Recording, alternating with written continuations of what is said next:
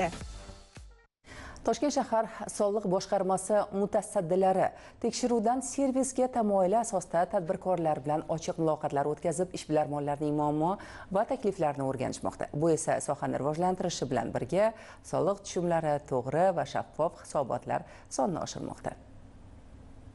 Tekshiruvda servisga tamoyili soha rivojidagi eng samarali usullardan biri. Mazkur yondashuv nafaqat davlat byudjetini to'ldirish, balki biznes muhitini sog'lomlashtirishga ham xizmat qiladi. Toshkent shahar soliq boshqarmasi mutasaddilari tomonidan boshlab berilgan ishlar poytaxtning barcha tumanlarida izchil davom ettirilmoqda. Xususan, joriy yilning aprel oyida Yashnobod tumani soliq inspeksiyasi tomonidan kamchiliklari mavjud 173 ta tadbirkorlik subyektlariga soliqchi ko'makchi tamoyili asosida tushuntirishlar berilib, 522 million so'mlik aylanmadan olinadigan soliqdan qo'shimcha soliq hisoblandi. Bektemir tumani soliq inspeksiyasi tomonidan joriy yilning aprel oyida kamchiliklari mavjud 152 ta tadbirkorlik subyektlari aniqlanib, tushuntirishlar berildi. Natijada 225 million so'mlik aylanmadan olinadigan soliqdan qo'shimcha soliq hisoblandi. Bektemir tumanida tadbirkorlik faoliyati bilan shug'ullanuvchi bir nechta tadbirkorlar bilan joyga chiqqan holda uchrashuvlar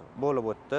Shu birgina misol, yaqinda umumovatlanish faoliyatini boshlagan tadbirkor subyektini joyiga chiqib o'rganilganda onlayn nazorat kassa apparatidan foydalanish, xodimlarni qonuniy ro'yxatdan o'tkazish hamda soliq hisobotlarini belgilangan muddatlarda taqdim etish masalalari bo'yicha tushunchalar berildi. Qonun buzilish holatlari oldi olindi. Shuningdek, hududda joylashgan shirinliklar ishlab chiqaruvchi korxonaning faoliyati o'rganildi.